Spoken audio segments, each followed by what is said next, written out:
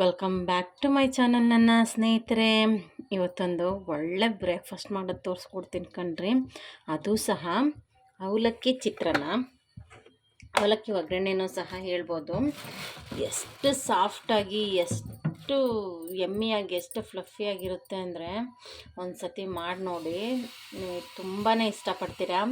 ಕೆಲವೊಂದು ಸಲ ಏನಾಗುತ್ತೆ ಅಂದರೆ ಈ ಅವಲಕ್ಕಿಲಿ ಹಾರ್ಡ್ ಬಂದ್ಬಿಡುತ್ತೆ. ಹಾರ್ಡ್ ಬರದೇ ಇರೋಕ್ಕೆ ಏನು ಮಾಡಬೇಕು ಅಂತಲೂ ಸಹ ನಾನು ಹೇಳ್ತೀನಿ. ಕೊನೆವರೆಗೂ ವಿಡಿಯೋನ ನೋಡಿ ಸ್ನೇಹಿತರೆ. ಈಗ ಎಣ್ಣೆ ಕಾದಿದೆ ಕಣ್ರಿ. ಎಣ್ಣೆ ಸ್ವಲ್ಪ ಧಾರಾಳವಾಗಿ ಇಟ್ಕೊಳ್ಳಿ, ಯಾಕೆಂದರೆ ಇದು ಅವಲಕ್ಕಿ ಆಗಿರೋ ಕಾರಣ. ಫಸ್ಟ್ ಇದಕ್ಕೆ ಶೇಂಗಾ ಬೀಜನ ಹಾಕ್ಕೊಳ್ಳೋಣ. ಶೇಂಗಾ ಬೀಜ ಹಾಕಲೇಬೇಕು, ಆಪ್ಷನ್ ಅಂತ ನಾನು ಹೇಳೋದಿಲ್ಲ. ಯಾಕೆ ಅಂತಂದರೆ ಒಳ್ಳೆ ಟೇಸ್ಟ್ ಕೊಡೋದು ಶೇಂಗಾ ಬೀಜನೇ ಇಲ್ಲಿ. ಇಷ್ಟನೇ ಇಲ್ಲ ಅಂತ ಅಂದವರು ಬೇಡ, ಸ್ಕಿಪ್ ಮಾಡ್ಕೊಳ್ಳಿ. ಆಮೇಲೆ ಸ್ವಲ್ಪ ಸಾಸಿವೆ, ಮೇಯ್ನು ಜೀರಿಗೆ. ಇದು ಒಳ್ಳೆ ಫ್ಲೇವರ್ ಕೊಡುತ್ತೆ, ಹಾಗೆ ಒಂದೊಳ್ಳೆ ಘಮನೂ ಸಹ ಕೊಡ್ತದೆ. ಹಾಗಾಗಿ ಸ್ವಲ್ಪ ಅದು ಶೇಂಗಾ ಬೀಜ ಫ್ರೈ ಆಗೋವರೆಗೂ ಲೈಟಾಗಿ ಫ್ರೈ ಮಾಡ್ಕೊಳ್ಳುವ. ಶೇಂಗಾ ಬೀಜ ಮಾತ್ರ ಚೆನ್ನಾಗಿ ಫ್ರೈ ಆದರೆ ಮಾತ್ರ ಒಳ್ಳೆ ಟೇಸ್ಟ್ ಬರುತ್ತೆ ಸ್ನೇಹಿತರೆ. ಸ್ವಲ್ಪ ಉದ್ದಿನಬೇಳೆ, ಹಾಗೆ ಸ್ವಲ್ಪ ಕಡಲೆಬೇಳೆ. ಉದ್ದಿನಬೇಳೆ ಕಡಲೆಬೇಳೆ ಎರಡೂ ಹಾಕ್ತಿದ್ದಂಗೆ ಕರಿಬೇವು ಸೊಪ್ಪು, ಹಸಿಮೆಣಸಿನ್ಕಾಯಿ. ನಿಮಗೆ ಖಾರಕ್ಕೆ ಎಷ್ಟು ಬೇಕೋ ಅಷ್ಟು ಹಸಿಮೆಣಸಿನ್ಕಾಯಿ ಹಾಕ್ಕೊಳ್ಳಿ.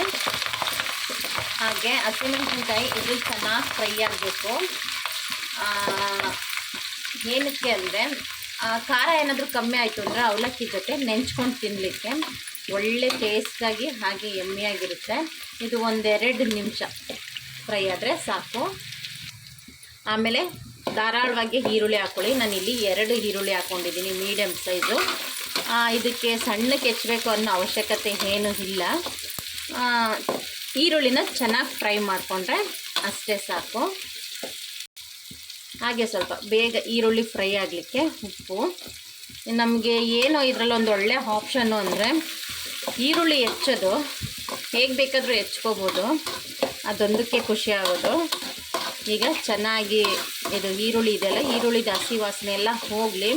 ಈರುಳ್ಳಿ ಹಸಿ ವಾಸನೆ ಹೋಗಿ ಚೆನ್ನಾಗಿ ಫ್ರೈ ಆಯಿತು ಅಂದರೆ ಈ ಅವಲಕ್ಕಿ ಸಂಜೆವರೆಗೂ ಸಹ ಇರುತ್ತದೆ. ಆವಾಗ ಉಳಿತು ಅಂದರೆ ಸಂಜೆವರೆಗೂ ಇರುತ್ತಲ್ಲ, ಆಗ ಟೀ ಜೊತೆ ಸ್ನ್ಯಾಕ್ಸ್ ಆಗಿಯೂ ಸಹ, ಕಾಫಿ ಜೊತೆ ಟೀ ಜೊತೆ ತಿನ್ಬೋದು. ತುಂಬ ರುಚಿಯಾಗಿರುತ್ತೆ ನೋಡಿ ಸ್ನೇಹಿತರೆ. ಈರುಳ್ಳಿ ಚೆನ್ನಾಗಿ ಫ್ರೈ ಆಗಿದೆ ಕಣ್ರಿ. ಈಗ ಸ್ವಲ್ಪ ಉಪ್ಪು ಹಾಕೊಳ್ಳೋಣ. ನಾವು ಆವಾಗಲೇ ಸ್ವಲ್ಪ ಉಪ್ಪು ಹಾಕಿದ್ವಿ, ಈಗ ಮತ್ತೆ ಸ್ವಲ್ಪ ಉಪ್ಪು ಹಾಕ್ಕೊಳ್ಳೋಣ. ಹಾಗೆ ಅರಿಶಿನ, ಅವಲಕ್ಕಿಗೆ ಎಷ್ಟು ಬೇಕೋ ಅಷ್ಟು ಅರಿಶಿನ ಹಾಕ್ಕೊಳ್ಳೋಣ. ಅರಿಶಿನ ಅನ್ನೋದು ಇಲ್ಲಿ ಜಸ್ಟ್ ಒಂದು ಆಪ್ಷನ್ ಸ್ನೇಹಿತರೆ. ಬೇಕಿದ್ರೆ ನೀವು ಬಿಳಿ ಅವಲಕ್ಕಿ ಅಂತಾರಲ್ಲ ಹಾಗೆ ಮಾಡ್ಕೋಬೋದು.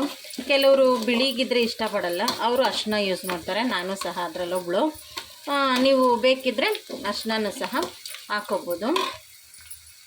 ಈಗ ನೆಕ್ಸ್ಟ್ ಅವಲಕ್ಕಿ ಸ್ನೇಹಿತರೆ, ಫ್ಲಫಿಯಾಗಿ ಸಾಫ್ಟಾಗಿ ಬರಬೇಕು, ಆ ಥರ ಮಾಡೋಕ್ಕೆ ಒಂದು ಟಿಪ್ಸ್ ಹೇಳ್ಕೊಡ್ತೀನಿ ಅಂದಿದ್ದಲ್ಲ. ಏನು ಅಂತ ಅಂದರೆ, ನೀವು ಅವಲಕ್ಕಿ ಮಾಡ್ತಾ ಇರ್ತೀರಲ್ಲ ಸ್ನೇಹಿತರೆ, ಅವಲಕ್ಕಿ ಮಾಡೋದಕ್ಕಿಂತ ಮುಂಚೆ ಒಂದು ಐಡಿಯಾ ಹಾಕ್ಕೊಂಡಿರ್ತೀರ, ಈ ಬ್ರೇಕ್ಫಾಸ್ಟ್ ಮಾಡಿದ್ರೆ ಒಳ್ಳೆಯದು ಅಂತ. ಆವಾಗ ನೀವು ಫಸ್ಟ್ ಅವಲಕ್ಕಿನೇ ತೊಳೆದಿಟ್ಬಿಡ್ಬೇಕು. ಅವಲಕ್ಕಿನ ತೊಳೆದಿಟ್ಟು ಅದರಲ್ಲಿ ಒಂದು ಸ್ವಲ್ಪ ನೀರು ಸಹ ಇರಬೇಕು.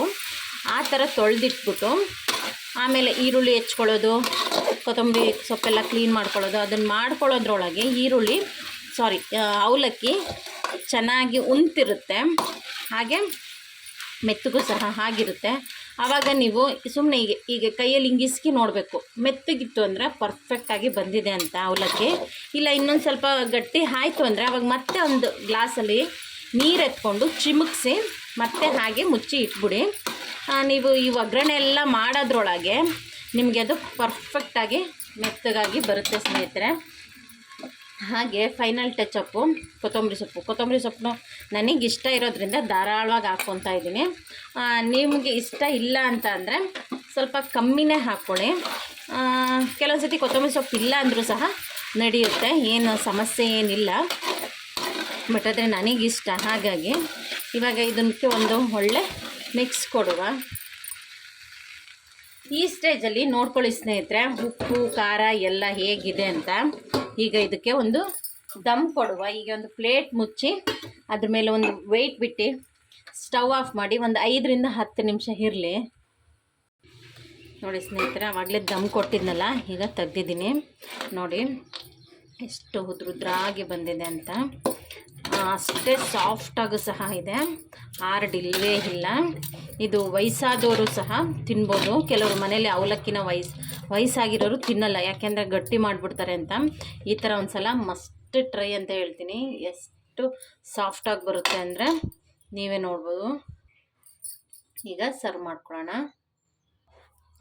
ನೋಡಿದ್ರಲ್ಲ ಸ್ನೇಹಿತರೆ, ಎಷ್ಟು ಸಿಂಪಲ್ಲಾಗಿ ಮಾಡ್ಬೋದು, ಅಷ್ಟೇ ಸೂಪರಾಗಿ ಇರುತ್ತೆ ಸ್ನೇಹಿತರೆ. ಇದೊಂದು ಸಲ ಟ್ರೈ ಮಾಡಿ ನೋಡಿ. ಹಾಗೆ ಸಾನಿಧ್ಯ್ ಸಿಂಪಲ್ ಅಡುಗೆ ಮನೆ ಚಾನಲ್ನ ಸಬ್ಸ್ಕ್ರೈಬ್ ಮಾಡ್ಕೊಳ್ಳಿ, ಲೈಕ್ ಮಾಡಿ, ಶೇರ್ ಮಾಡಿ, ಸಪೋರ್ಟ್ ಮಾಡಿ. Thank you.